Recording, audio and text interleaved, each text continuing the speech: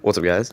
It's Elliot here, and today I'm going to be talking about some Overwatch. I'm going to be talking about tanking, since it is what I typically do. Ryan's probably my most played hero at the moment. Love playing him, and I just think it's important for everyone who tanks to be able to do it effectively. So obviously, there's 5 tanks in the game: Diva, Winston, Zarya, Ryan, and Roadhog. So I almost forgot that one there. That's questionable because he's not really a tank, but we'll get into that in a minute.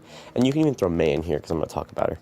So, firstly, I want to just talk about how many tanks you should pick, since sometimes people don't pick enough tanks and then pick one thing they can get by. I think 2 is personally the strongest. A main tank and an off tank. You don't need 2 main tanks. And actually, I should get into that. So, as a main tank, there's Zarya and Ryan, because they are able to shield damage from their opponents, and that's the biggest thing, because shielding does not build ult charge.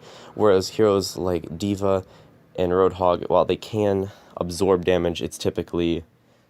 Actually, not really Diva, more Roadhog. When he absorbs damage, he just absorbs it into him, kind of with Winston. If he's not in his barrier, he just absorbs damage, and that builds enemies' ult charge. Whereas Ryan can put a shield up, Zarya can put a bubble up, Diva can defense matrix, and that prevents the enemy from getting ult charge.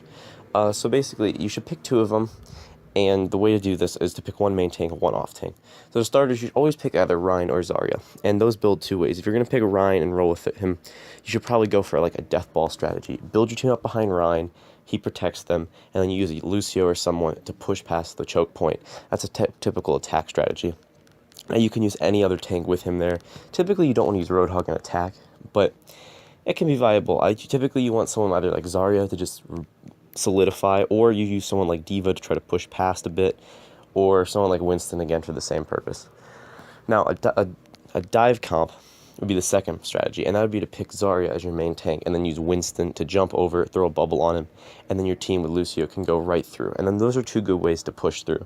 Typically, either way, with the death ball, you're going to want to sync up ults, and that's usually when you see the team fights where you see like 3 or 4 ults go down at the same time, and that's really effective. Those are really effective with an Ana in the back, because Nano Boost is really good with Ryan. Or it can be really effective with basically anything like a Mercy, a Reaper, just big group ults. So if your team gets wiped, you can be res, or a Reaper to clear the enemy team or anything. Typically you also see McCree behind a Ryan shield, and that's the most important thing to do, is make sure if you're Ryan, you're shielding your opponents. So basically, now that we know the ideas of the strategies, I'm going to talk about how to play each tank effectively. Firstly, there's Ryan, my personal favorite. He's so useful. He combos so well with Ana with Nano Boost, but as Ryan, you're trying to shield from your opponents, but your main objective is to land a pin, because on attack, if you pin, it's just great, because you're getting a pick. That's how you initiate as a team, and of course with the respawn advantage, any pick you get as Ryan is huge for your team. And what this will do, if you can get their Ryan, since he is more stationary, you take away their shield and you disrupt their flow of their team, which is extremely helpful. Now on defense, you want to do similar things, except you want to make sure you're shielding. And if they charge in, you want to be able to pin their Ryan or pin whoever they charged in with. So typically is on defense, what that would look like is standing by the point.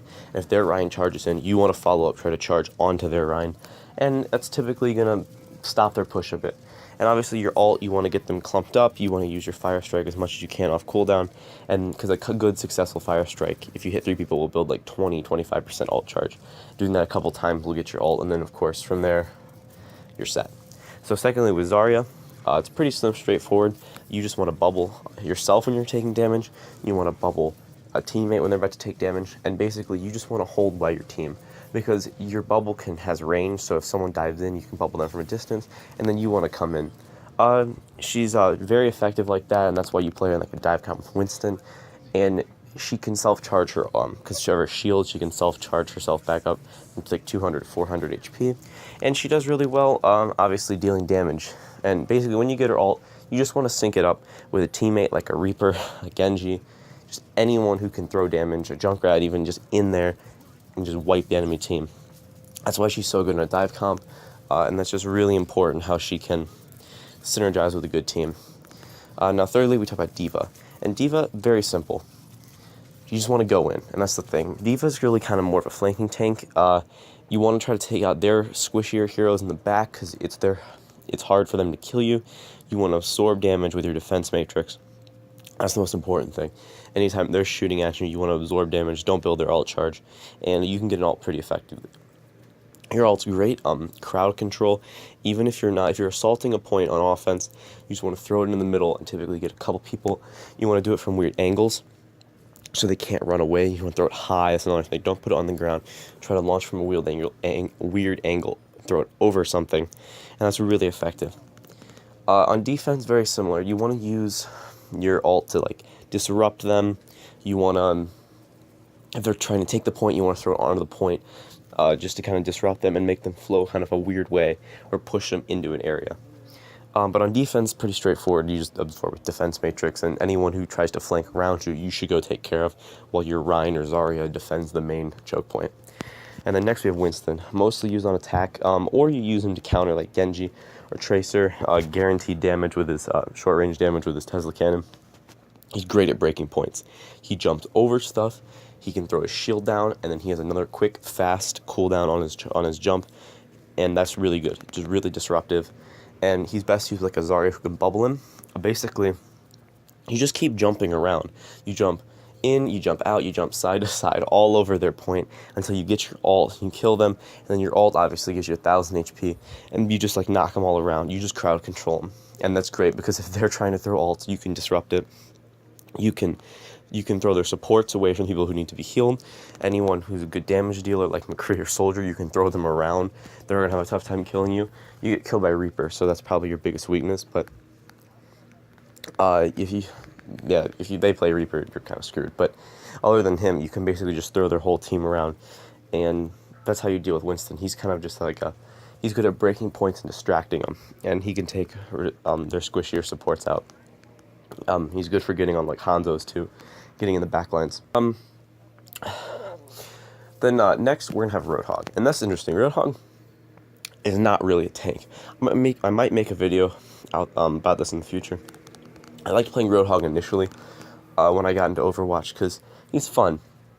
He's hard to kill. He's got a lot of HP. He can deal good damage, but truthfully, he's just not really a tank, and that's why they put him in this category for HP, but he doesn't have a way to shield, and that's the biggest issue. Because any damage he takes is just directly building enemies' ult charges. And while he has a lot, he doesn't really have a way to like protect his teammates except for just being a bullet sponge. And he can work as a tank, as like an off-tank role, if behind a Rein or a Zarya. I prefer Rein though, because Zarya again has to bubble in for him to be a tank.